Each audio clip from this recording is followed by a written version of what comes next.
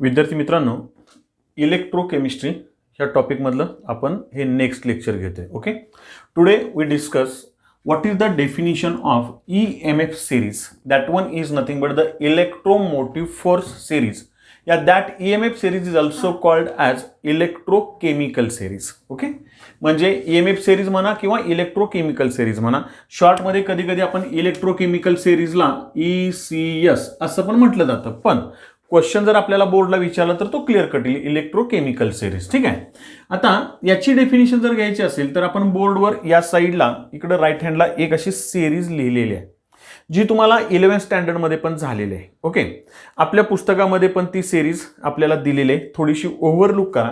आता याच्यामध्ये मी काय पूर्ण सिरीज अशी लिहून नाही घेतलेली, थोडीशी त्याच्यातले महत्त्वाचे जे काय आहेत आणि आपल्या बोर्डमध्ये थोडेसे आपल्याला जेवढे जमतील तेवढे आपण इथं सगळे ते इलेक्ट्रोड्स लिहिलेले आहेत, लक्षात घ्या.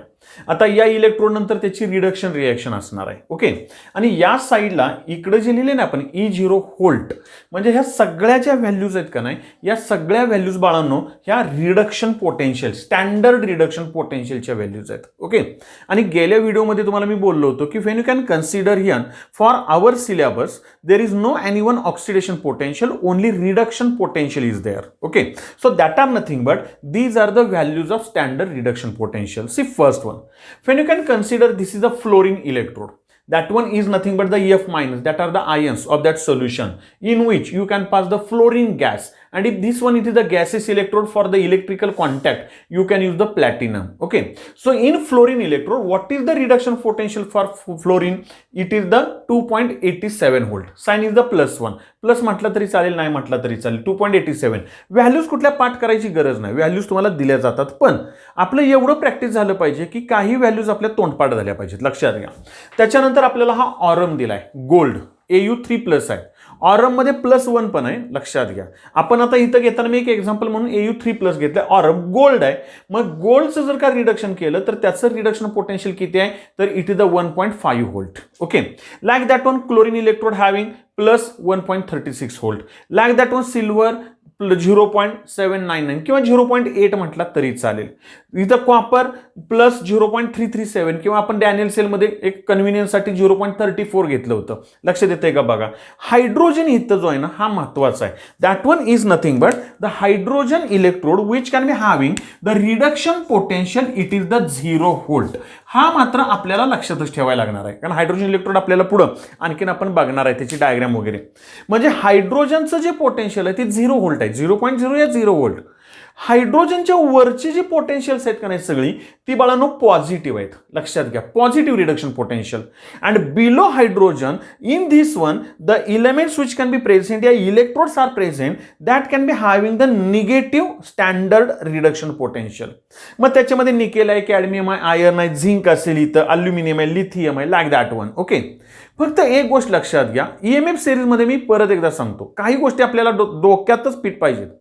EMF सिरीजमध्ये टॉपला जर तुम्ही गेला ना, टॉपला इकडे बघा तर फ्लोरीन आहे, आणि टॉपला फ्लोरीन पेक्षा वर कोण नाहीये, म्हणजे सगळ्यात जास्त पॉझिटिव्ह रिडक्शन पोटेन्शियल कोणाचं आहे तर फ्लोरीनचं आहे. It is the 2.87 volt.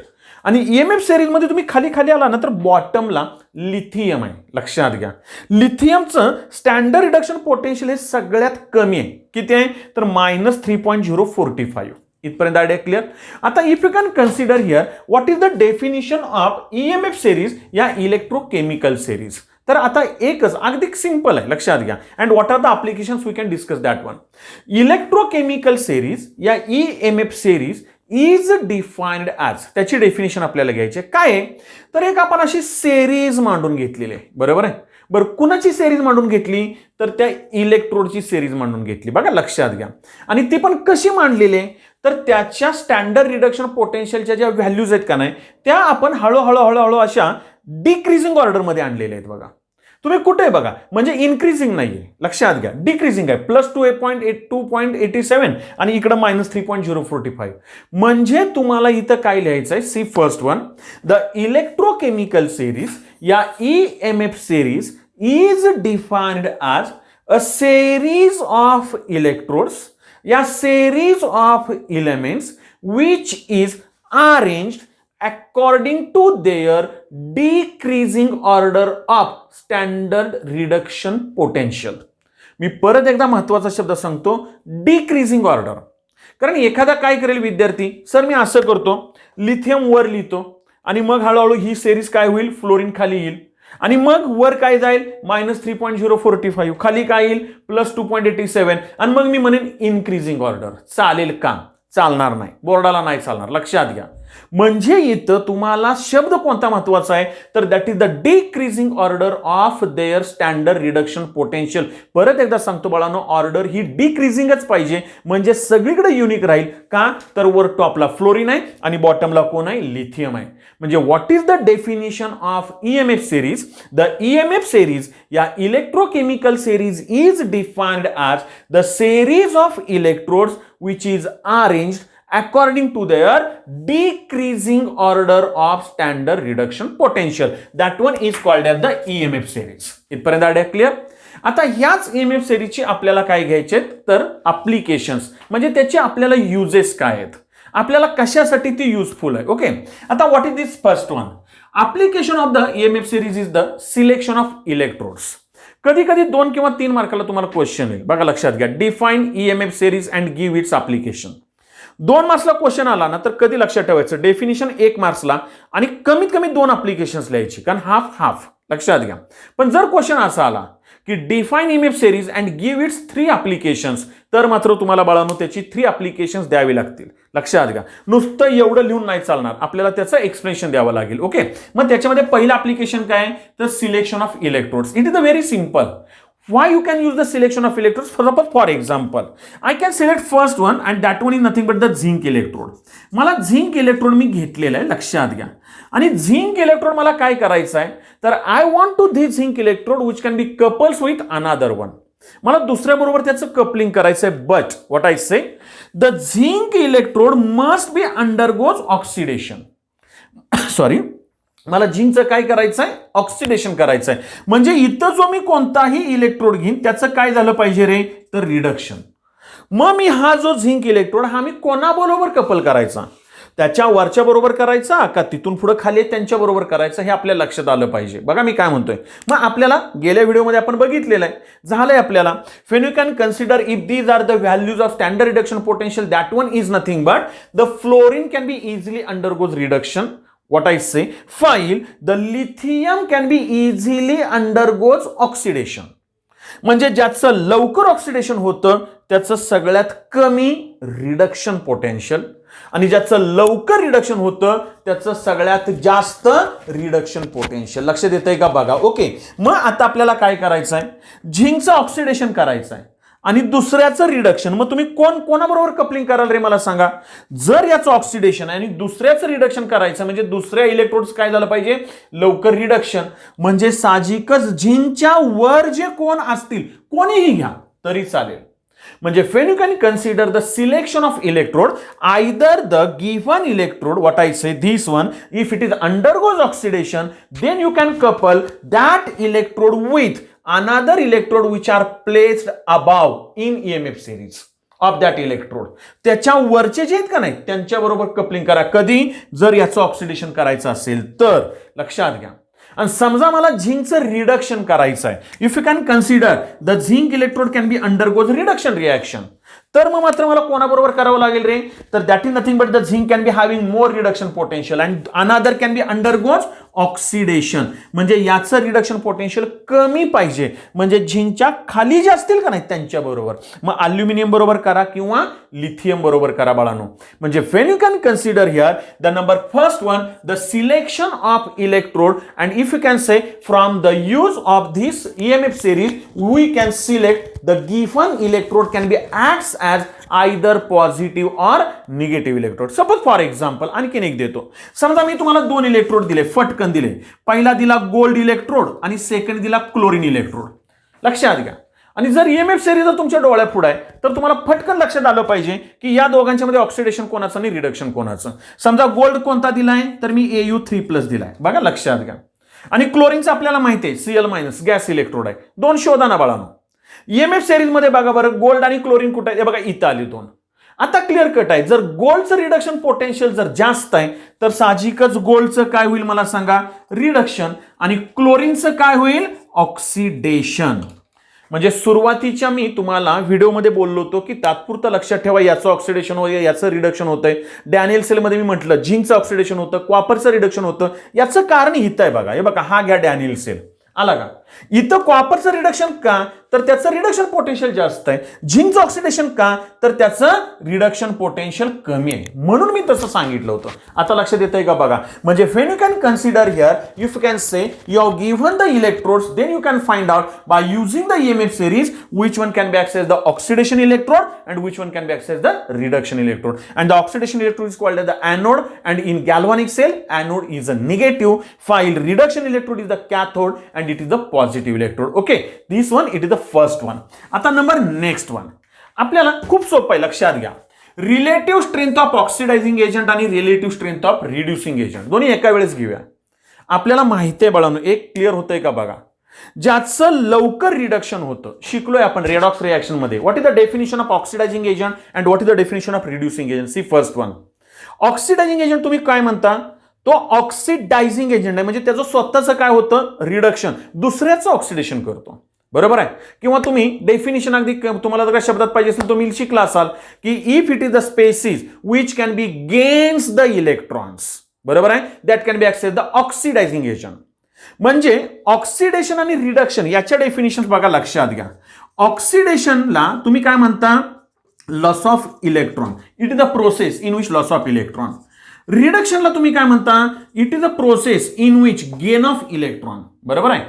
आता ऑक्सिडायझिंग एजंट आणि रिड्युसिंग एजंट बरोबर उलट आहे, लक्षात घ्या, याच्या उलट आहे. What is oxidising agent, it is a species या substance which gains the electron. Oxidising agent means oxidises another, दुसऱ्याच ऑक्सिडेशन करेल, इट सेल्फ अंडरगोज रिडक्शन, स्वतःचं रिडक्शन करेल, म्हणजेच तो काय करणार, gain of electron. What is the reducing agent, it is the substance which reduces another, दुसऱ्याचं reduction करेल पण स्वतःचं काय करेल रे बाळांनो, ऑक्सिडेशन, म्हणजे it can B lose the electron. म्हणजे ऑक्सिडेशन आणि रिडक्शनची डेफिनेशन जर तुम्हाला माहिती आहे ना, तर बरोबर त्याच्या कॉन्ट्रावर्सी करा. ज्याचं ऑक्सिडेशन होतं तो चांगला रिड्युसिंग एजंट, आणि ज्याचं रिडक्शन होतं तो चांगला ऑक्सिडायझिंग एजंट. बरोबर आहे.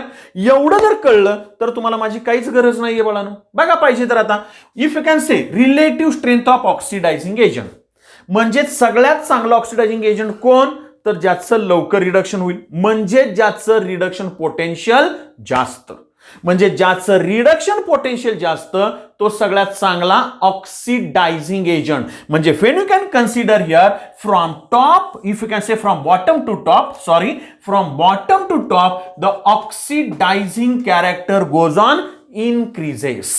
Fluorine is the best oxidising agent. एकच वाक्य लक्षात घ्या, पूर्ण पिरियडिक टेबल मध्ये का नाही तुम्हाला मी खरं सांगतो, फ्लोरीन हा सगळ्यात स्ट्रॉंगेस्ट ऑक्सिडायझिंग एजंट आहे. ऍक्च्युअली तर रेफरन्स आता मी घेत नाही, ते डिस्कस नाही करणार, पण जाता जाता एक सेंटेन्स असं सांगेन की fluorine having a very very much greater electronegativity and hence fluorine can be shows only one oxidation state, that is the -1.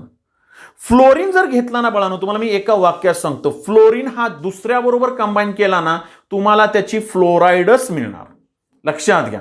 आणि नेक्स्ट टू फ्लोरीन ऑक्सिजन इलेक्ट्रोनिगेटिव्हिटीच्या बाबतीमध्ये. म्हणजे इथं जर तुम्ही गेला, याचं जर इलेक्ट्रोनिगेटिव्हिटी स्ट्रॉंग आहे म्हणजे तो इलेक्ट्रॉन लवकर घेणार आहे, म्हणजे साहजिकच त्याचं रिडक्शन पोटेन्शियल जास्त आहे. आपण इलेक्ट्रोकेमिस्ट्री शिकतोय म्हणून आपण बोलूया that is the if the reduction potential is the much more greater at that time it can be strong oxidising agent and hence in this EMF series fluorine is the strongest oxidising agent. Clear झालं. मग आता समजून चला तुम्हाला काय केलं, एक साधं एक्झाम्पल घ्या. मी 4 देतो तुम्हाला, समजून चला हे 4 दिले, chromium, zinc, aluminium, lithium. Among this 4 and you have given 3 values, which one be strongest oxidising agent. तर क्लिअर कट आहे, तुम्हाला व्हॅल्यूज दिले त्याच्यावरून लक्षात येईल ज्याची मायनस आणि कमी व्हॅल्यू आहे म्हणजे त्याचं रिडक्शन पोटेन्शियल जास्त आलं म्हणजे हा स्ट्रॉंगेस्ट ऑक्सिडायझिंग एजंट असणार आहे. बरोबर त्याच्या उलट, when you can consider from top to bottom the reducing character goes on increases. का तर if you can say the relative strength of reducing agent, the compound या substance which can be having the less reduction potential, it can be acts as the strong reducing agent because it can be easily undergoes oxidation. आणि म्हणून lithium हा सगळ्यात चांगला reducing agent आहे. आणि organic chemistry तुम्ही शिकता बाळांनो, त्याच्यामध्ये तुम्हाला लिथियम अल्युमिनियम हायड्राइड नावाचा एक रिड्युसिंग एजंट आहे, लक्षात घ्या. काही काही कारणं असतात, इकडचं तिकडं जरा थोडंसं जजमेंट घ्यायचं, म्हणजे वर ऑक्सिडायझिंग कॅरेक्टर जास्त, खाली रिड्युसिंग कॅरेक्टर जास्त. मग आपल्याला याच्यामध्ये कोणतेही दिले चार किंवा त्यांच्या व्हॅल्यूज दिल्या समजा, त्यांना भले त्यांनी ABCD म्हटलं तरी सुद्धा आपल्या लक्षात येईल ज्याचं रिडक्शन पोटेन्शियल जास्त it is the oxidising agent, आणि ज्याचं रिडक्शन पोटेन्शियल कमी it is the reducing agent. So these are the two applications of this EMF series. हे इथपर्यंत आपण क्लिअर केलं. ओके, आता number next one, calculation of standard EMF of a cell. Actually हे आपलं अप्लिकेशन ऑलरेडी झालेलंच आहे. गेल्या व्हिडिओमध्ये आपण बघितलंय काय फॉर्म्युला रे, तर that is the E0 cell is equal to E0 RHS minus E0 LHS. हा फॉर्म्युला पार्ट आहे बरोबर आपल्या. मग तुम्हाला माहिती आहे, समजून चला, जर का तुम्हाला दोन इलेक्ट्रोड दिले, suppose for example you have given two electrodes like this one and that is nothing but iron. हा एक दिला आणि समजून चला मी कॉपर दिला, लक्षात घ्या. तर तुम्हाला फटकन लक्षात आलं पाहिजे, आता आयर्नची व्हॅल्यू इथं आहे, कॉपरची व्हॅल्यू इथं आहे. आता जर का आयर्न आणि कॉपर यांच्यामध्ये याचं रिडक्शन पोटेन्शियल कॉपरचं जास्त आहे, म्हणजे हा काय असणार तर पॉझिटिव्ह इलेक्ट्रोड RHS, आणि आयर्न काय असणार आहे निगेटिव्ह इलेक्ट्रोड. म्हणजे याचं कॅल्क्युलेशन केलं तर बाळांनो काय येईल मला सांगा. RHS मध्ये किती आहे तर 0.337 मायनस, डायरेक्ट लिहितोय आता फॉर्म्युला लिहित बसत नाही, आणि याचं किती आहे मायनस 0.44 बरोबर. म्हणजे 0.337 मायनस मायनस प्लस होईल 0.440. याची ऍडिशन करा, किती बघा इथं 7, त्याच्यानंतर इथं 7, त्याच्यानंतर इथं 7, 0 point. So this one it is the E0 cell, या it is the standard EMF of a cell. म्हणजे इथं for the calculation of standard EMF of a cell, if you have given any two electrodes and according to this EMF series, if you know what are their standard reduction potential, then you can calculate standard EMF of a cell. मग तुम्हाला एकच वाक्य लिहायचं आहे, by using EMF series we calculate standard EMF of a cell. लक्षात येतंय का बघा. So this is the next application of the EMF series. आणि याच्याशीच रिलेटेड हे ऍप्लिकेशन लक्षात आलं ना की त्याच्यावरच हे डिपेंड आहे, म्हणून मी दोन्ही एका खाली एक लिहिली बाळांनो. आता स्पॉन्टॅनिटी ऑफ रिॲक्शन तुम्हाला मी खरंच सांगतो, थर्मोडायनामिक्स मध्ये तुम्ही शिकलाय, आठवतंय का बघा. If the process is spontaneous, कधी म्हणता तुम्ही तर गिव्स एनर्जी इज निगेटिव्ह. त्याचा रेफरन्स आपल्याला पुढे आणखीन घ्यायचा आहे. याच्यामध्ये पण इलेक्ट्रोकेमिस्ट्रीमध्ये पण गिव्स एनर्जी येणार आहे, त्यावेळेस डिटेलमध्ये बोलू आपण. ते थर्मोडायनामिक्स आणि इलेक्ट्रोकेमिस्ट्री दोघांचं कॉम्बिनेशन आहे, थोडंसं एक डेरिव्हेशन आहे, छोटंच आहे. सी फर्स्ट वन, स्पॉन्टेनियस कधी असणार आहे तर इफ देर इज द गिव्स एनर्जी निगेटिव्ह. तसं इलेक्ट्रोकेमिस्ट्रीमध्ये एक गोष्ट लक्षात ठेवायची, if the EMF of a cell या standard EMF of a cell is positive. जर EMF ऑफ अ सेल हा पॉझिटिव्ह आला ना तरच reaction spontaneous, otherwise reaction is non spontaneous. For example देतो, जरा थोडंसं लक्षात येतंय का बघा बाळांनो. Suppose for example when you can consider the Daniell cell, you know very well. In Daniell cell, what happens here? There is the zinc electrode which can be combines with copper ions. Direct net cell reaction लिहितोय, in which zinc can be undergoes oxidation and copper can be undergoes reduction. म्हणजे समजून चला, मी इथं लिहिताना जरा थोडंसं असं लिहितो, zinc plus copper sulphate gives, मला काय मिळतं झिंक सल्फेट प्लस कॉपर. गंमत बघा, इथं झिंकचं झालं ऑक्सिडेशन. ओके, झिंकचं काय झालं तर ऑक्सिडेशन झालं. आता इथला जो कॉपर आहे तो 2+ मध्ये, इथं 0 मध्ये आहे का नाही, म्हणजे कॉपरचं काय झालं तर रिडक्शन झालं. मग इथं जरा थोडंसं लक्ष द्या बघा, झिंक आणि कॉपर घ्या, दोघांच्या मध्ये जरा थोडंसं बघा. हे बघा इथं झिंक आहे आणि इथं कॉपर आहे बरोबर. मग झिंक आणि कॉपर मध्ये झिंकचं ऑक्सिडेशन बरोबर आहे, कॉपरचं रिडक्शन बरोबर आहे. म्हणजे मी जर का ही रिॲक्शन लिहिली तर व्यवस्थित बघा, याचा E0 सेल मी जर कॅल्क्युलेट केला तर E0 cell is equal to, आता डायरेक्टली तो हा RHS आहे 0.337 मायनस, हा मायनस आहे इथं परत 0.763, आणि या दोघांचं किती येतं 1.1 व्होल्ट एवढं व्होल्टेज येतं. हे पॉझिटिव्ह आहे, म्हणजे ही रिॲक्शन स्पॉन्टॅनियस आहे होणार. म्हणजे कॉपर सल्फेटचं सोल्युशन घेतलं आणि त्याच्यामध्ये जर झिंक पावडर टाकली ना बाळांनो, तर तुम्हाला झिंक सल्फेट प्लस कॉपर मिळणार. लक्षात घ्या. याचा अर्थ कॉपर सल्फेटच्या सोल्युशनचा कलर ब्ल्यू आहे. लक्षात येतंय का बघा. आता तो ब्ल्यू का असतो तो तुम्ही डी आणि एफ मध्ये शिकणार आहे. आणि याचा सोल्युशनचा कलर आहे ना तो कलरलेस आहे. म्हणजे तुम्ही ब्ल्यू कलर कॉपर सल्फेट घेतलं आणि त्याच्यामध्ये जर झिंक पावडर टाकली तर that blue colour which can be turns to the colourless solution. आता बघा मी काय म्हणतोय. सपोज फॉर एक्झाम्पल याच्या ऐवजी जर का मी असं लिहिलं, व्यवस्थित बघा, जर मी असं लिहिलं की ZnSO4 प्लस कॉपर असं जर मी घेतलं आणि तुम्हाला विचारतात कधी कधी ओरलला क्वेश्चन, सांग बाळा काय येईल. Zinc sulphate plus copper. तुम्हाला सवय असते इकडचं तिकडं तिकडचं इकडं करायची. तुम्ही फटकन काय म्हणता, there is a formation of copper sulphate plus zinc. बघा अरे बाळांनो जर हे जर मी बरोबर घेतलं बघा लक्षात घ्या तर काय होईल बघा. याच्यामध्ये Zn2 प्लस आहे, इथं 0 आहे. म्हणजे झिंकचं काय झालं, रिडक्शन झालं. बरोबर.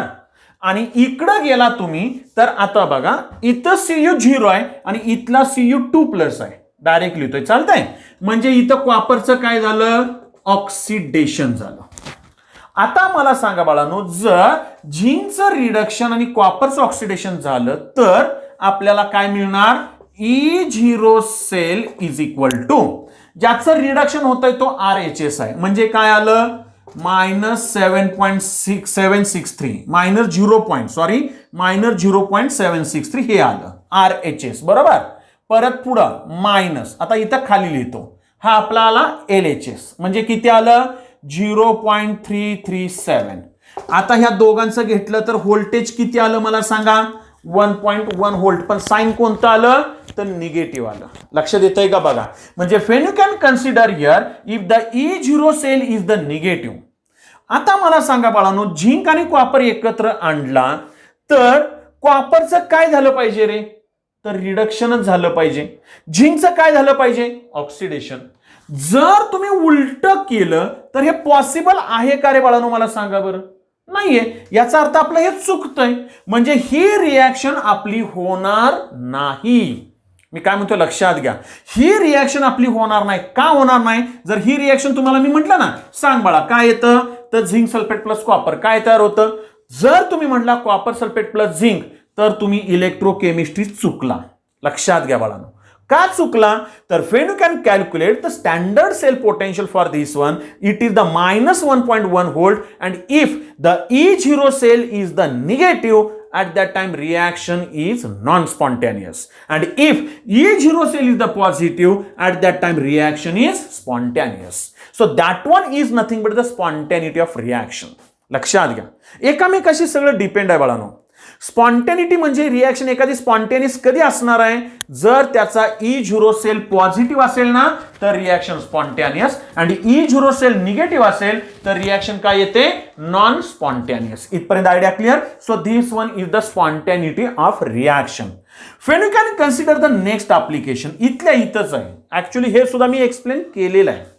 लक्षात घ्या, समजून घ्या. मेटल डिस्प्लेसमेंट रिॲक्शन म्हणजे काय, तर when you can consider, suppose the zinc can be treated with copper sulfate. The zinc can be displaces copper from its copper sulfate solution. हा मेटल याला डिस्प्लेस करतोय बघा लक्षात घ्या. पण हा जो कॉपर आहे का नाही तो या झिंकला बाजूला काढू शकत नाही. Zinc can be displaces copper from copper sulfate solution, but copper does not displaces zinc from zinc sulfate solution. याला म्हणायचं मेटल डिस्प्लेसमेंट रिॲक्शन. का, तर एकाच वाक्यात सांगतो बाळांनो. इथं तुम्ही झिंकचं काय करताय, ऑक्सिडेशन करताय. बरोबर आहे. आणि कॉपरचं काय झालं, रिडक्शन. कोण कोणाला डिस्प्लेस करेल, तर ज्याचं रिडक्शन पोटेन्शियल कमी, त्याचं ऑक्सिडेशन झालं पाहिजे ना, त्याचं ऑक्सिडेशन झालं पाहिजे. ज्याचं रिडक्शन पोटेन्शियल कमी तो कुणाला डिस्प्लेस करेल, तर त्याच्या वरच्याला. मी काय म्हटलं लक्षात घ्या. द इलेमेंट या species which can be displaces to another one which can be present which are present above in EMF series of that species. याच्या वर जे एमएफ सिरीज मध्ये आहेत ना त्यांना तो डिस्प्लेस करेल का, तर याचं होईल बाळांनो ऑक्सिडेशन आणि यांचं काय होईल रिडक्शन. म्हणजे तुम्ही इथं बघा झिंक आणि निकेल सल्फेटचं सोल्युशन घ्या, निकेलला डिस्प्लेस करेल.